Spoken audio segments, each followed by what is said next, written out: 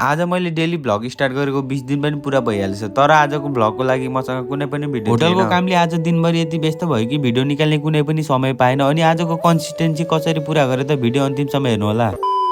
All right guys, स्वागत छ तपाईहरुलाई मेरो डे 20 मिनी भ्लगमा। आई होप तपाईहरु सबै सन्चै अनि आरामै हुनुहुन्छ होला। हामी पनि एक डेली भ्लग स्टार्ट गरेर 20 दिनसम्म आइपुगेपछि अब सानो कुराले आफ्नो कन्सिस्टेन्सी रोक्नु त त्यसैले आज मसँग नयाँ भिडियो नभए पनि केही दिन अगाडिकै भिडियोबाट डे 20 को मिनी भ्लग पुरा गर्दै छु। यो चाहिँ केही दिन अघिको कुरा हो। मम्मी ड्याडी म अनि मेरो छोरा मिलेर चाहिँ मिक्सचर किन्न गएका थियौं। पहिला मिक्सचर हेर्यौं, त्यसपछि डिमार्ट गयौं, तर डिमार्टमा हामीले खोजेको जस्तो सामान मिलेन अनि फेरि फर्किनु पर्यो। अनि डिमार्टबाट फर्किँदा मिक्सचर त किन्यौं, तर घर फर्किने बेला यति बेसरी पानी पर्यो कि हामी त्यही साइडमा अनि केही बेर पानी परिसकेपछि पानी पनि फाटेर हामी त्यहाँबाट निस्क्यौं। अनि मेरो छोराले चाहिँ मिक्सचर बोक्न नसके पनि टाउको मालेर हिँड्नको लागि यति जिद्दी गर्यो अनि मैले पनि राखिदिएँ। अनि त्यसपछि हामी घरमा आयौं र मिक्सचर अनबक्स गर्न थाल्यौं, तर मिक्सचर चाहिँ सोचेको जस्तै एकदम पर्फेक्ट थियो। हामी चाहिँ मिक्सचर किनेर एकदम खुसी छौं। भिडियो मन पर्यो भने लाइक कमेन्ट शेयर गरिदिनु होला। च्यानलमा नयाँ हुनुहुन्छ भने सब्स्क्राइब गरिदिनु होला। Bye bye.